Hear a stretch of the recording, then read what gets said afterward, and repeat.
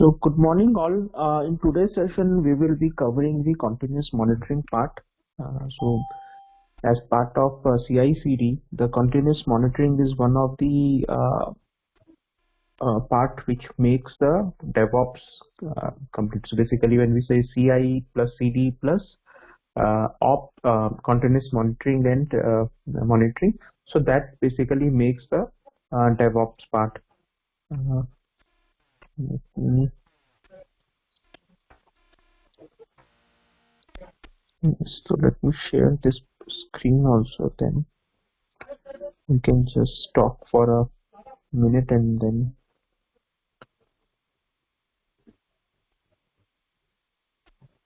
okay. So this is the one of the slides which we talked initially while discussing the DevOps basics. So if we see here, most of the things we have already covered as a part of either CI or CD. So code, build, test, release to some extent, and then deploy part also. Now the and even the operations part using the Ansible and Terraform. So now the last part which is left, which is the monitoring part. So what happens when we deploy our solution? So there might be instances when some of the virtual machine or maybe a Docker or whatever the deployment may be. Let's take the normal traditional way of deployment. We have a virtual machines. So what happens in that case? Like the virtual machine, some of the virtual machine may have a lot of CPU utilization, or something hangs there, like an application doesn't respond, or CPU utilization is too much. Correct. Or sometimes a VM may just restart or may just crash. So how to know those kind of scenarios, how to handle those kind of scenarios? A person cannot sit in front of VMs or and just keep on monitoring the things. Or even if you have a dashboard, for example, OpenStack dashboard, which gives you these kind of status, but still then you need to uh, have some mechanism which is independent, which is autonomous, which just keeps on monitoring the resources and generates the alerts, or even can also do a corrective actions. So first part is the monitoring. So there are multiple tools available: Nagios, Splunk, Datadog. Then there is another tool which is widely used, is the Zabbix. So these all are the monitoring tools, and we will see how this works. So in most of the commercial or enterprise deployments, you will also see a operations part. This basically the monitoring part. From DevOps perspective, the role of DevOps engineer would be to set up these tools. Probably there are many different other tools, because these also require some expertise in terms of setting up traps and plugins for communicating or sending the notifications. But as a part of DevOps engineer's job, we should know how it works and um, how it can help in the overall uh, operations part.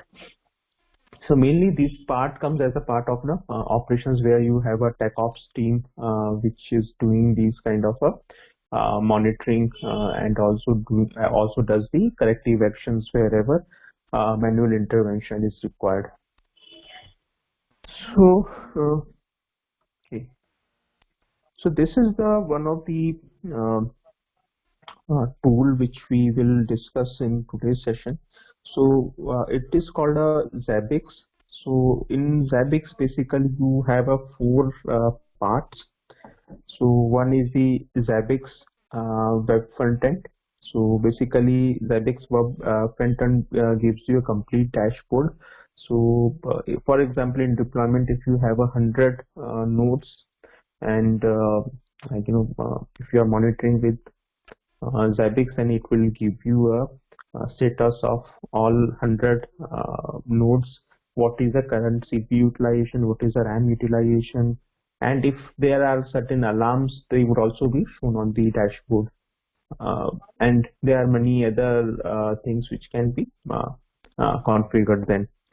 Then second part is the database. The database is basically like populated by the Zabbix server, and Zabbix server gets the information or this data from the different nodes where you have a Zabbix agent running.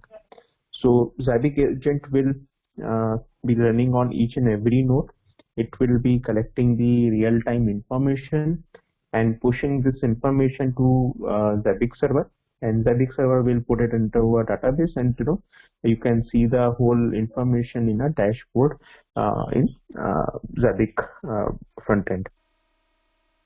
Then obviously, like you can have a multiple interfaces, like if you want to send information in terms of sending SMS or email notification, so those kind of things can also be configured.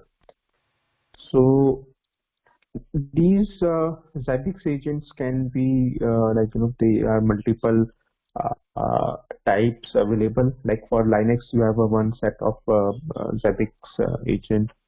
For FreeBSD or for Windows, you have a different agents. So you can choose what type of your underlying hardware is. Not underlying hardware, but the operating system, and based upon the operating system, you can install agent and then configure it. Okay, so this is all how it happens. So there are multiple installation mechanisms based upon where you are installing. So for Windows you have a different steps, and for Linux you have a different steps. But ultimately, once you install it, this is how it would look like. So it has a dashboard which can be configured. Okay, so like if we just see here, here you have alarm which was raised and it got resolved. So it tells like Zabbix server has just been restarted. So these kind of a status it can give, you can monitor it. So there are many visualization data templates available, which are even graphs are available. So these can be just configured, and alerts can be also configured, so that then we can configure the traps and other things. Let me show what else. Okay, so for running this Zabbix server, hardware requirement can be bigger based upon how much data you are showing and handling. Agent doesn't require much data. It can be installed in a very small configurations. What else? So this is the overall architecture. So what are the different features of Zabbix? Are it is a centralized, easy to use web interface. So at a single place you can just have a status of each and every node. You don't have to log into each and every node and get the status. So server runs on most of the Unix like operating systems, and then you have agents which can run on Unix like operating systems, or even on the Microsoft version. Then this also gives a capability to monitor the SNMP and the IPMI devices. So SNMP version 1, version 2, and even version 3, they are also supported. Then you can also monitor the Java application. So it's just not the node which you can monitor. You can also monitor the Java applications. Then if you are having a VMware, then you can also monitor the vCenter or vSphere, basically the instances of VMware APIs. Then it has a built-in graphics and visualization capabilities which can be configured. So you have a different types of charts, graphs available. So you can also choose and use as per your convenience. Then notifications can easily be integrated with other systems. So it has basic other templates also which you can know if you want to create your own dashboard or your own graphic page. So it has a pre-built templates, so you can also use those templates if you don't want to start from scratch. And yes, so in many of the organizations you will see Zabbix, Nagios, or these kind of tools used in a NOC center, which is a central place where you can get the complete picture of your whole network. Um, So this is how it looks like. So let's try to install it. Okay, so there are many different steps, like you can just go and search Zabbix installation on, for example, Ubuntu.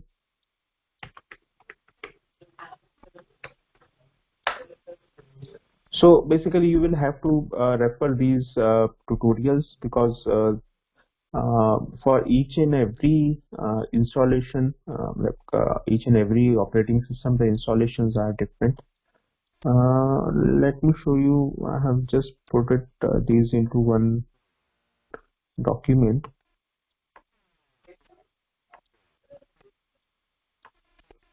Okay, so these are the major steps how to do it. It is something else.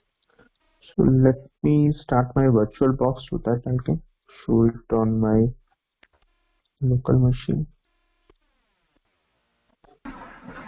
You can increase the font.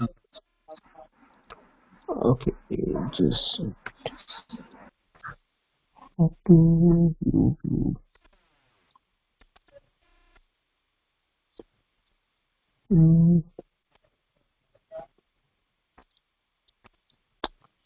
How to increase it? I don't know. Go to view and zoom. View and zoom. Okay, zoom plus. Is it better now, or should I increase one more? Yeah, Okay, it's better. so let me just start my VM, then we can try.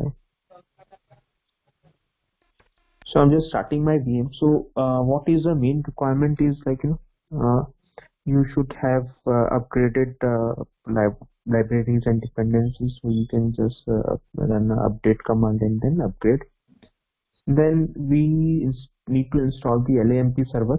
Okay, so since this is a graphical monitoring tool, so we need to run the server and database. So first we need to run the LAMP, which basically is nothing but Apache server and MySQL library. Okay, so these are needed for having a web part of the Zabbix server. Okay, so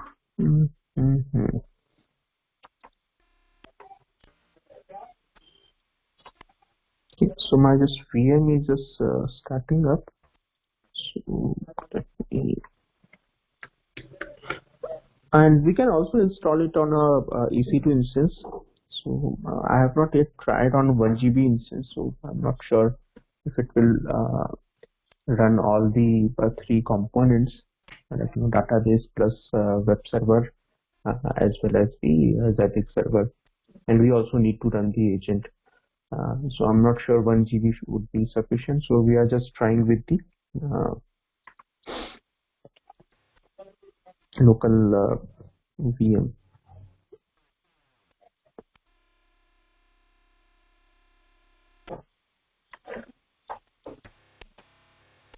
Okay, so my VM is up.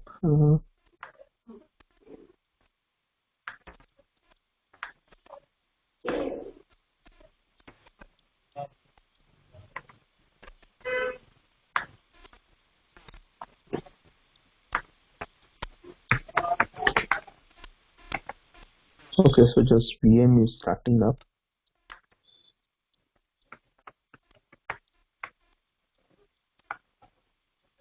So just wait for.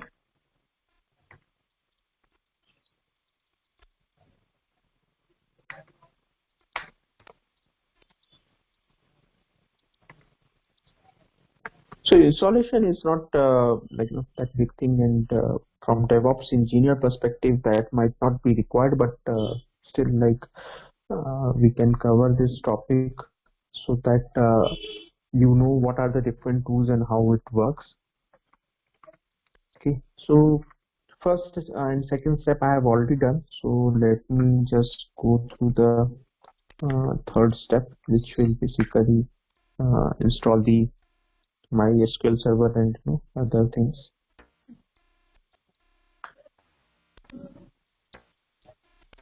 Let me increase the font color, text,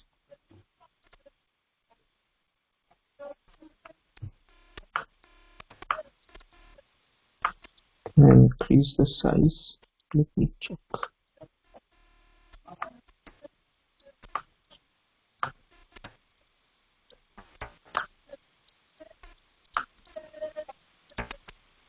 Mhm. I don't know if I can change the font. Okay, but I think this font should be okay. This should be visible.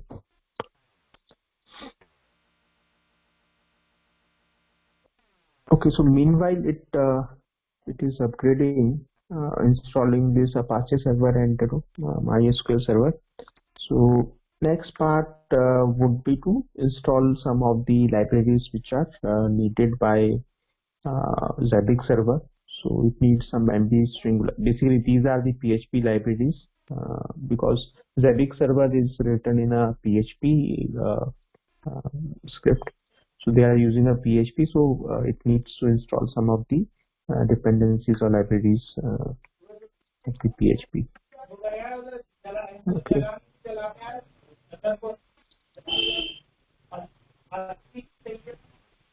Let it complete.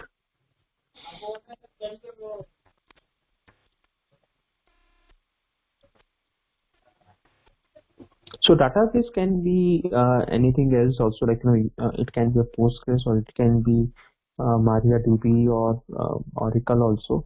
So if you just go to the Zabbix site, then you will have a different let me just show you how it. Meanwhile, let me run a batch. It's just running. So I will just show you how to install Zabbix on a different uh, configurations. So they have a very good interface where you can just choose what is your target OS and what combination of softwares you want, what kind of a database you want. Then they will give you the complete steps.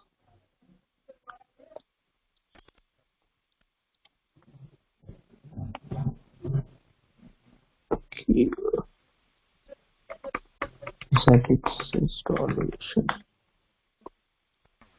So you need to go to the Zabbix site. Okay, so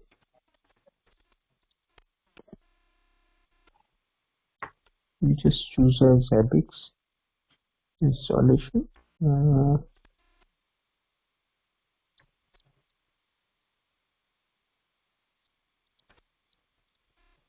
So these are the if you just want to, some of the places you might not have a permission to download. So in that case, you can also compile using the source code. So that is one part, and you can also run in a containers. So that is also possible. So they have also a functionality where virtual images or pre-built images are also available. So like for example, in VirtualBox you have a pre-built library, what you can say, appliances. So you can also download them. So it would have pre-configured or pre-installed Zabbix, which you just need to configure. Okay. Then you also have distributed packages, so it can be installed in that way also. So let's see what are the different mechanisms and what is the simplest one. So since we have a Ubuntu, we can just choose Ubuntu. Okay. So here we need to choose, though like if you want to have a crowd-based or containerized, you can choose it. Okay. But since best would be to have a compiled packages. So here you can just choose which version of Zabbix you want. So for example, Zabbix 5, and we have a operating system Ubuntu. Okay. And what kind of a database you want to choose. Okay. So here you can choose. Even the web server also has a functionality, like you can also choose between the Apache and Nginx web server. So I think I have a 18.0 Bionic OS version. Okay. Now here you get all the steps. Okay. So let's use installation directly. Okay. Now I have it. Then install this package.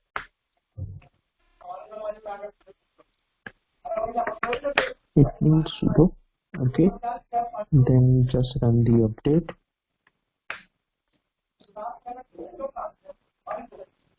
And after that we need to install the MySQL frontend and agent.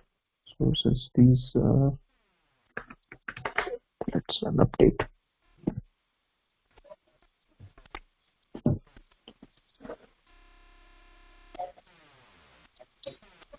So this would take some time.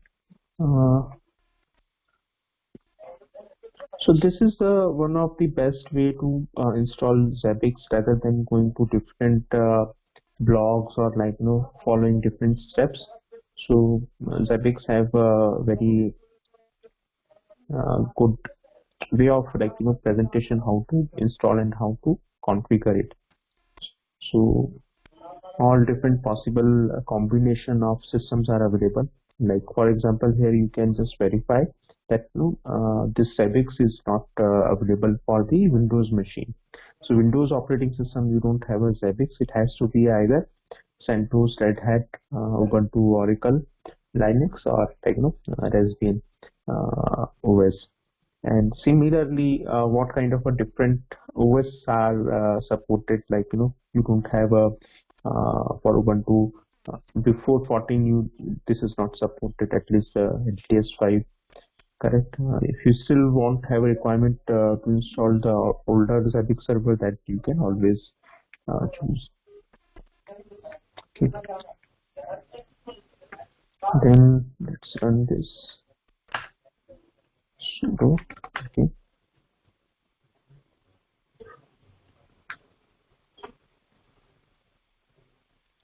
So this will take some time.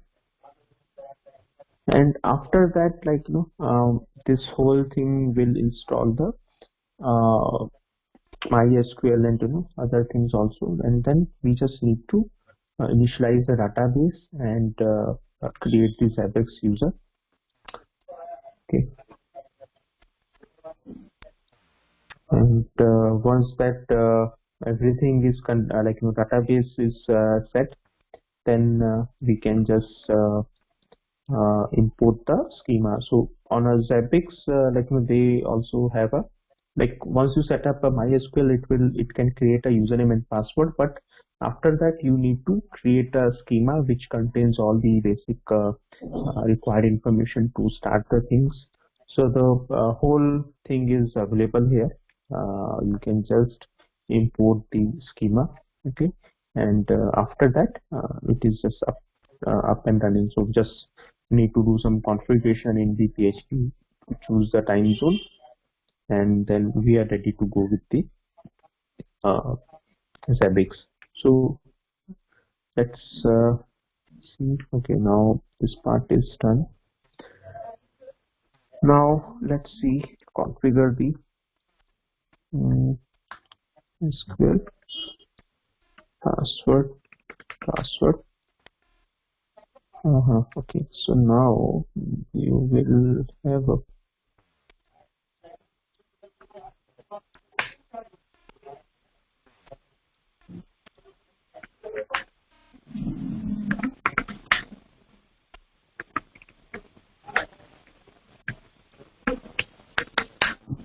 okay. Now just run these commands. Okay, so this will change the character set to UTF-8. Then let's create the user.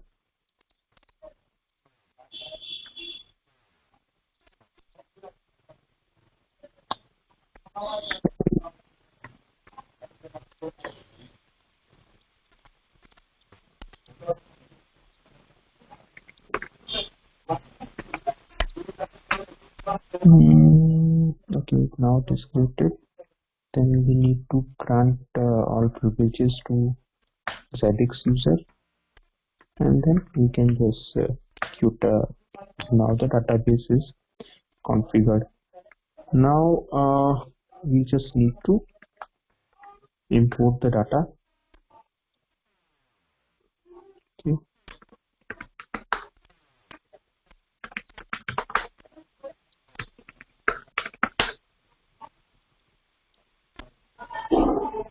Now it is just importing the schema.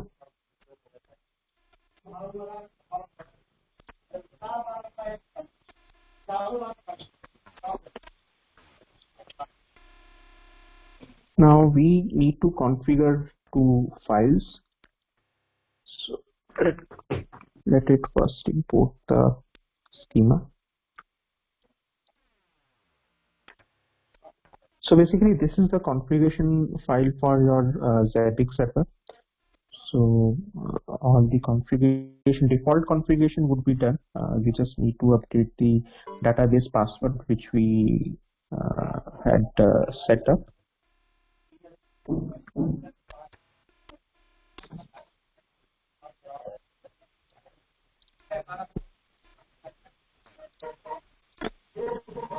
Let's open a new window meanwhile.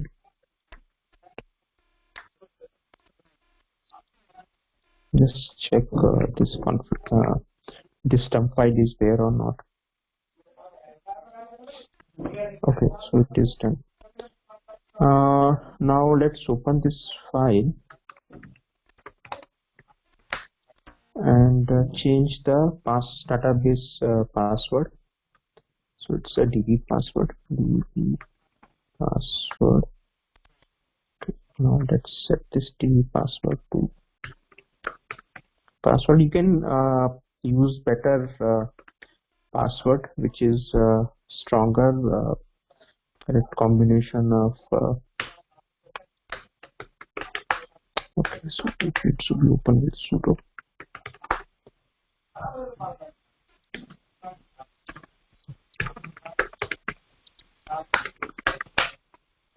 Okay, then we need to update this Apache conf file which contains a PHP configuration. Okay, so look for the time zone. So for the time being we can just use the default European visa time zone, but you can always choose your own. Okay, now here we will first start the Zabbix server, and we will also start the Zabbix agent on this machine. Okay, sudo apt that is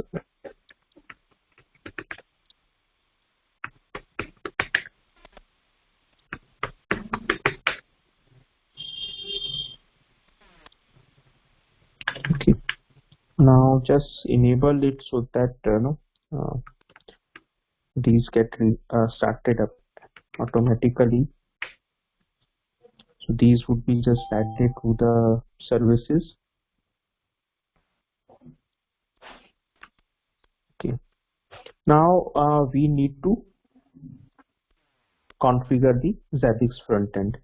So let me just open the GUI. Sorry for this small window, I was not able to configure the virtual host. Basically, there's a configuration for this one. Or is it working? Okay, the guest edition is added. Let's see. We are able to see the complete. Okay, so basically, by default, it runs on a port 80. So we just need to use the HTTP and the IP address and Zabbix. Okay.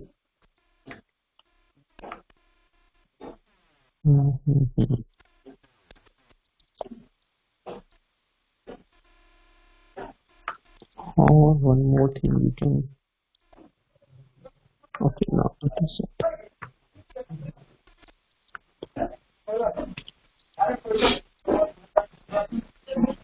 If you are installing on a EC2 instance, then you need to add port 80 to the security group so that you can access from your local browser.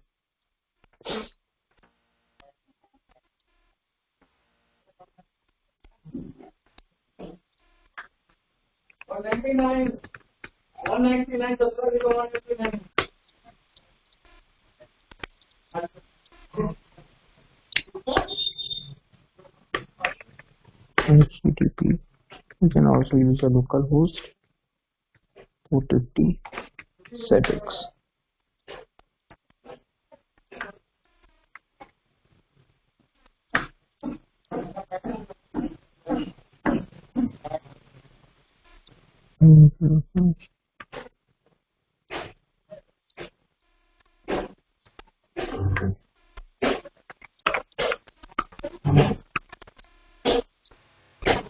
This is how your page would look like. Let me just increase the size.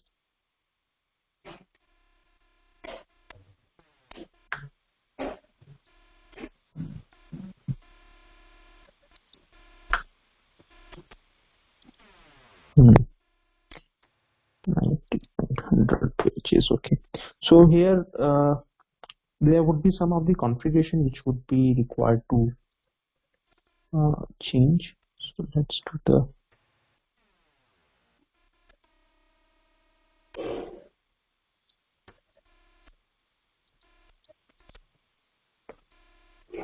okay. So time zone is getting failed.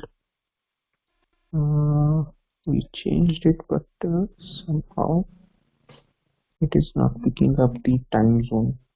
So let's change the time zone.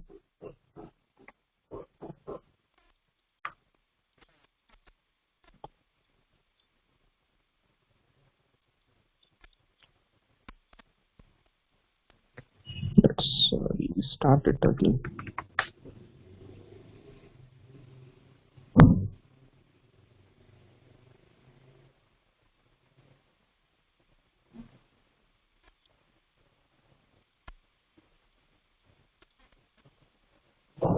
So basically this putty is nothing but just this virtual machine only.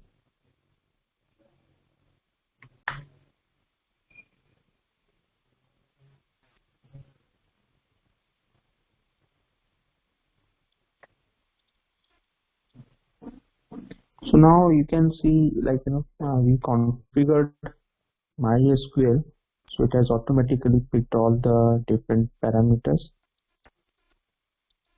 Okay. So there might be a case like if you miss to install some of the libraries, and it will give you a error where would, instead of OK, it would be marked as failed. Okay, now it has restarted. Let me close this window and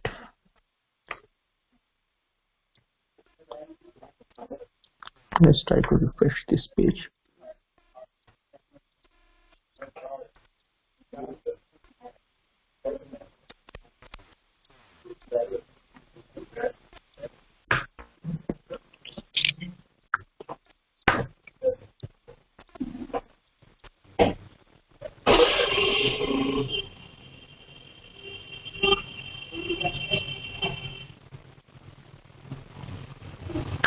Let's skip this for time being. Let's see, does it moves.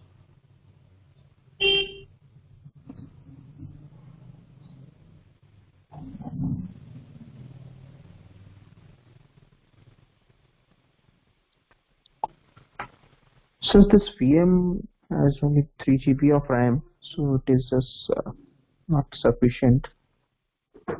So as per the error, this configure time zone is not correct. So let's try to see what is the mistake.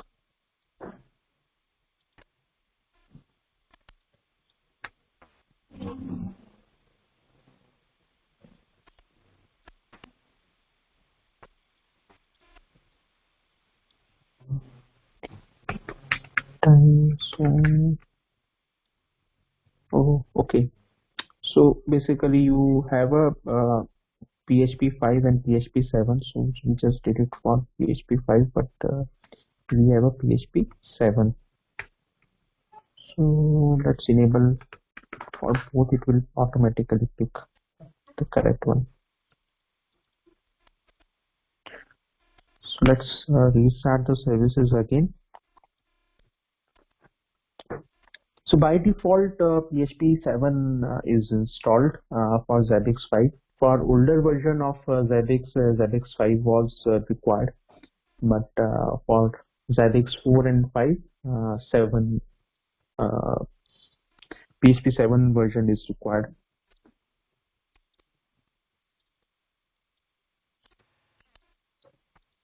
So let it start.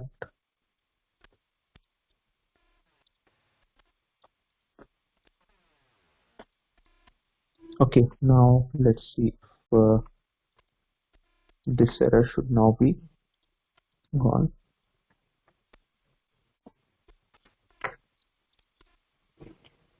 So if you try to run it on a EC2 instance, it will not run, because even with the 3 GB of RAM, it is not working properly.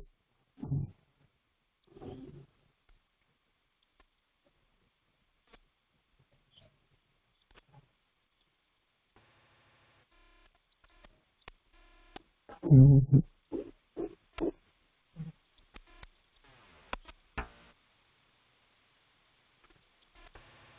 It is just loading the page.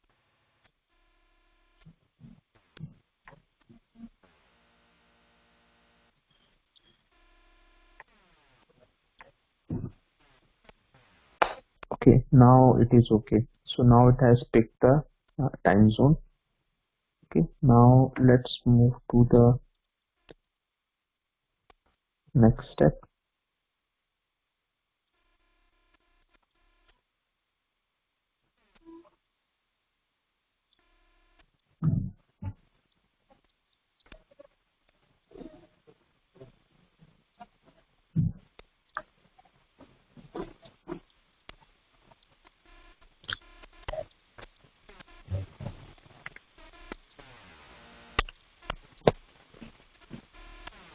So now this is getting very slow because there are a lot of other things running. So see, if we just use the top command, it will just give us how much memory is free. So if we just see, the free memory is 69 MB is free. So and that's why it is very slow. Okay, so now you just need to put other configurations.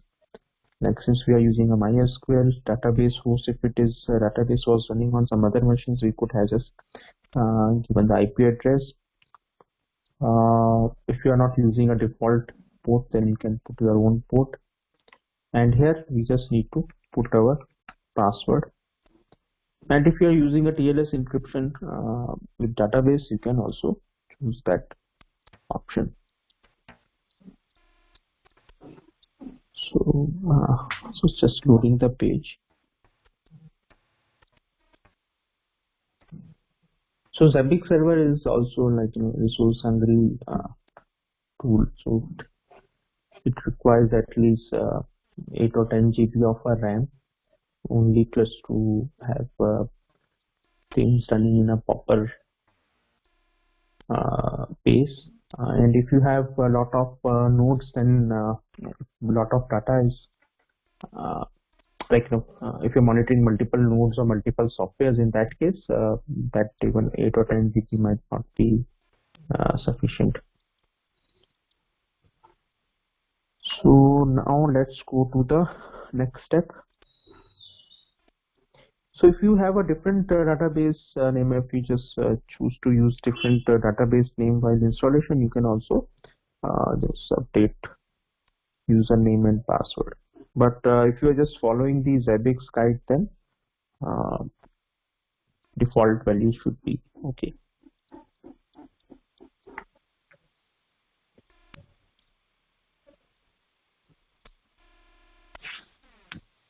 So let it process the data.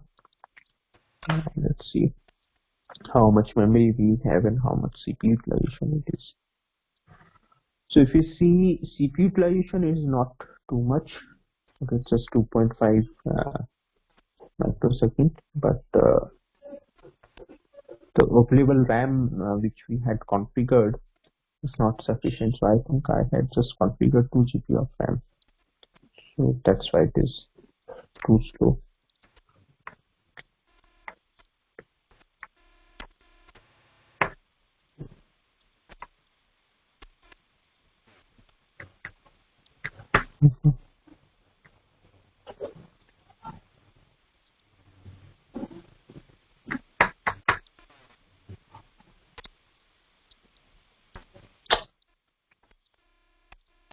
At least we should have gone for a 4 GB of RAM.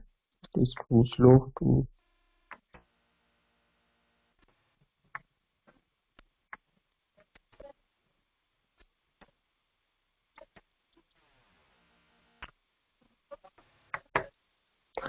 Oh, one more thing, which we can do, we can also use a port forwarding.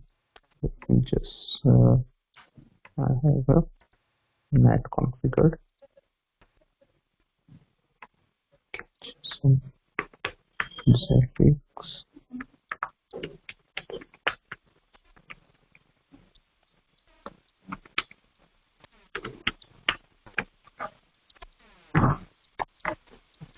Because RAM is too less, then that's why it's just this is not working properly. So now we can use local machine, localhost 36.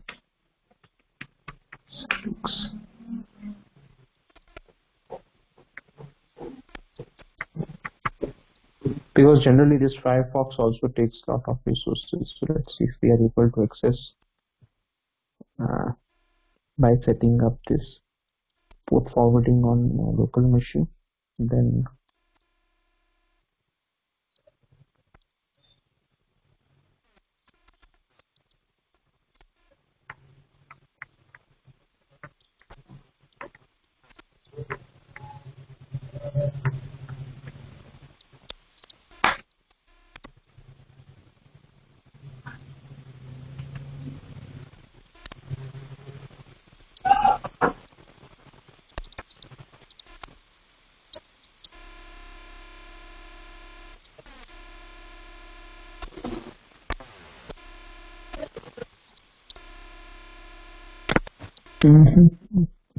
and that's one more thing, we can also increase the RAM if something works.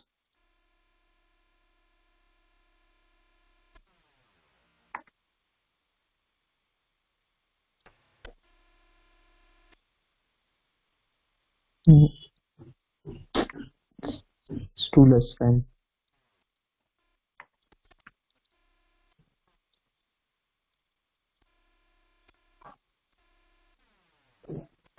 Okay, now it is working.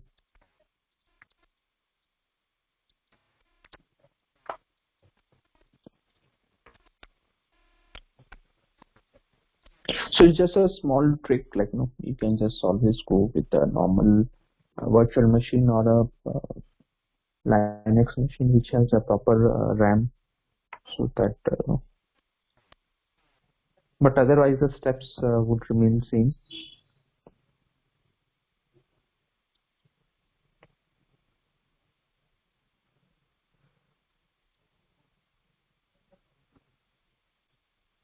Mhm.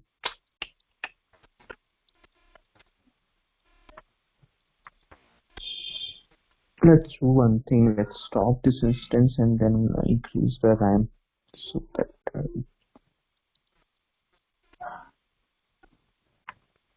it is taking too much of time.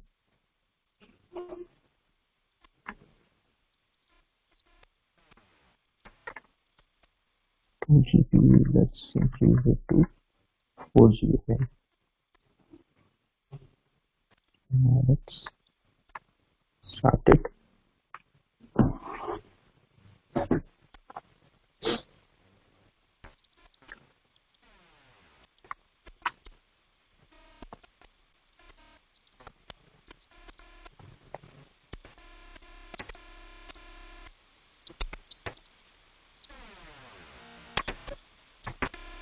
Now, since we have increased RAM to 4 GB, we can directly work inside the virtual machine. We don't need any putty session or anything else. Just give me 1-2 minutes. It will take time to start up. So otherwise, if we just go back to the steps which we were following, so now we just need to configure the Zabbix server. So this we just need to provide the password. Though password it should automatically pick up from zabbixserver.conf file. So I'm not sure why did it not pick it from there.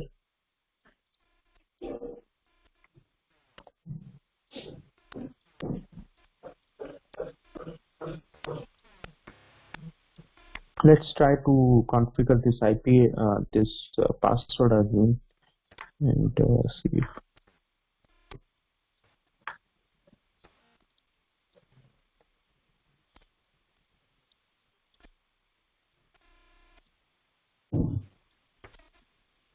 So otherwise, we are all ready, and if in any case, if we just want to run a agent, so we can just run this agent.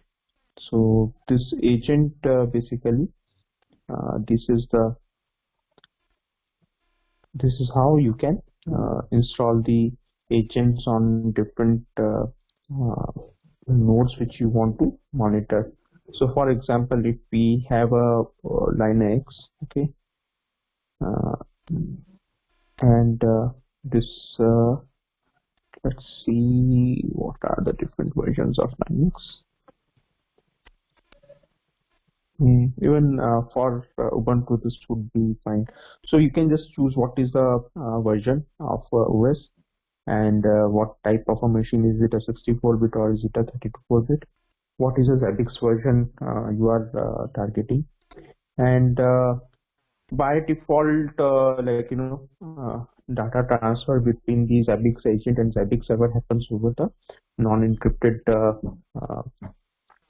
transport, and packaging is in form of archive. So these are the only options. Okay, then this is how you will get the tar file which you need to just install it. And it was Solaris, then basically you have a different uh, files or packages which are available. For if we see a Windows, then you have in form of MSI or in form of archive. In most of the cases, I think it would be the Linux. Okay, so you have a single Linux image which you can run.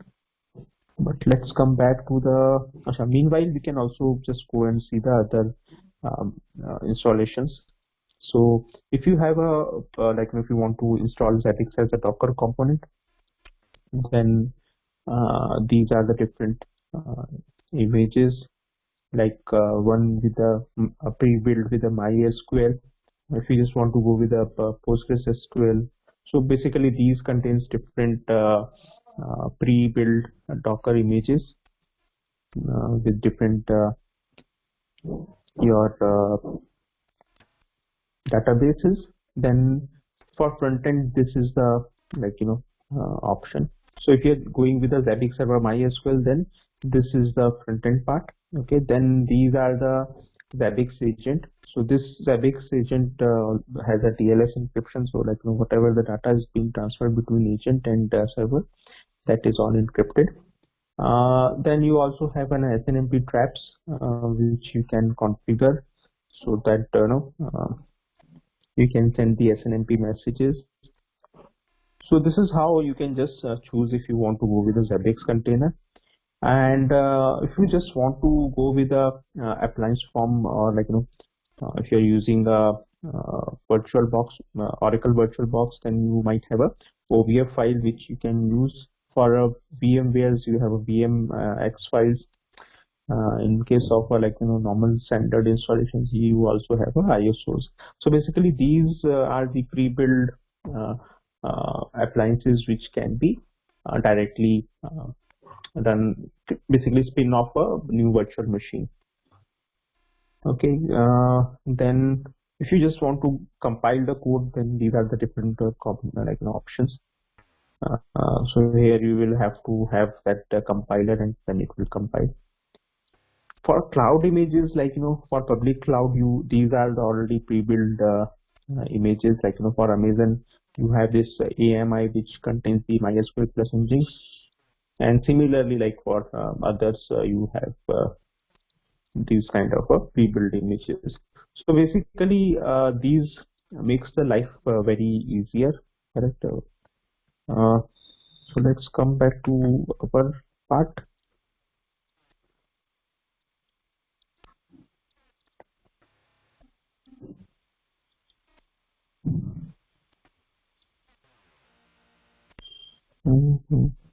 Okay, so before that, let's check why it is not picking the database. We just had configured the database, but somehow TLS, Ubuntu, Bionic. Okay. This was the file which we were supposed to modify.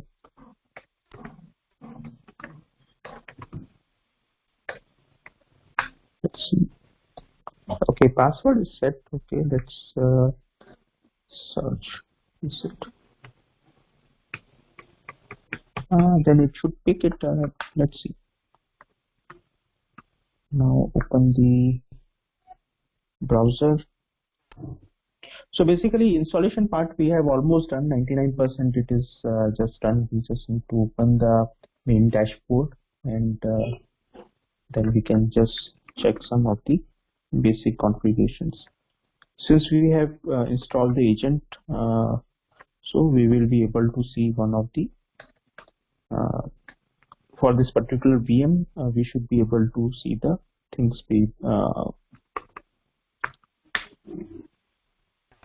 pre-filled information. Basically, this Zabbix server will be monitoring the this particular virtual machine. So this is okay. Let's move to next.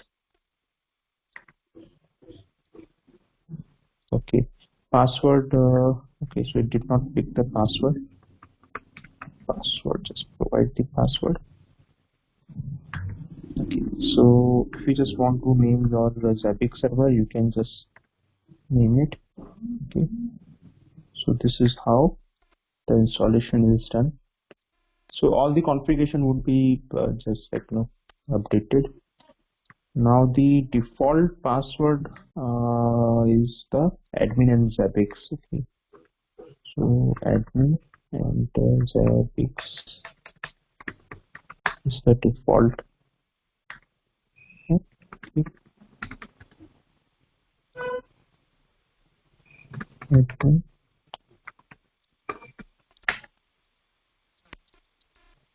Okay. So admin capital A is the admin and Zabbix is the password.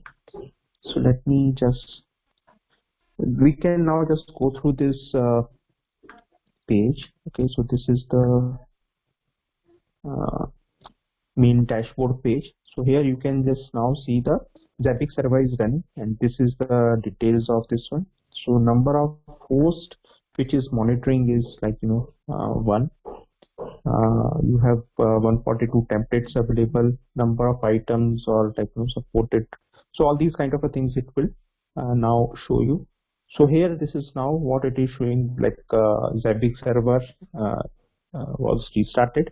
Okay, about 10 minutes back. So this is how you will see the different alarms. Okay, if I just go and see, there is one warning which tells like this was restarted. If any of the node goes down, then you will see this red number getting updated, and in case there is some unknown error which it cannot find, then it would be just shown as a unknown. So here you can just go and see if, if you had any alarm, so you can just go and see the details of that alarm, configure and system uptime and problems. So it will give you the all the time details, how what was the reason, correct, and what is the history, how many times did it happen, and those kind of details you can see. Here this is a page which will give you the host level information. Okay, so what is protocol is available. We don't have configured SNMP yet, JMX and IMPI, so that's just only showing the Zabbix interface. Okay, similarly there are many other tabs which will show you the data. So this is where the time, if you see the CPU utilization or like those kind of things, you can always see for a particular node. Okay, so these are the real-time data which are pushed by agent to the Zabbix server. Then you have configuration, how you can see the whole local basically network. If you had multiple nodes, then you would have seen multiple uh, servers and with their IPs and how they are connected to each other. So this is overall things, how it looks. Then there are certain reports which are templates are also available. Like you have 142 templates which you can also configure. But in most of the cases, from the DevOps perspective, this is not very relevant. So if you see the whatever actions have been done, the Zabbix server has been recording those actions, and it's just telling password we just changed. So it's it will tell password whenever the password is changed. It will just show you when was the password change. Okay, and similarly CPU utilization and those kind of reports. So basically I guess these are the templates. Okay, and yeah, so these are the basic things so which you can use. So these are the basic templates. If you just want to use any of the templates, let's say, so there are 140 plus templates. So in normal DevOps perspective, these are not mandatory. It all depends what your management asks you for. So you can use those templates. So this is all from the continuous monitoring part. Okay, so if you have a multiple nodes, then obviously you will see multiple nodes. So if you are doing it for a in your machine, then you can create multiple VMs, and on multiple VMs you can run agents. and on one of the VM you can run the server. So in that case, you will see multiple hosts and their information, and then you can just see, you can shut down one of the node, and that alarm would be reported here, and this is how uh, the continuous monitoring happens. So there is another part, like how that monitoring uh, will help you to do the auto correction. So that all depends upon the use case and the infrastructure available. Okay, so that's all I had from my side for today's last session. So anything, any question, if you have, then we can discuss and take up those questions.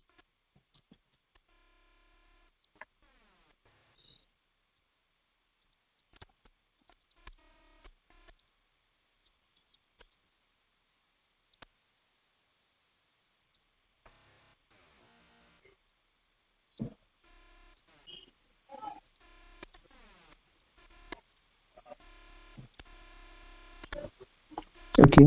Otherwise, I think I don't have anything else. We can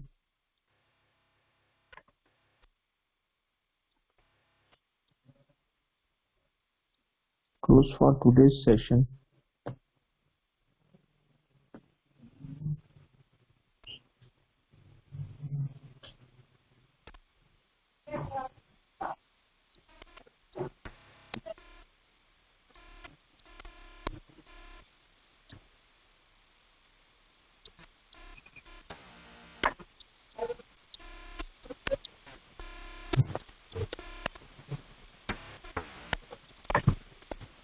So any questions, or should we close for today?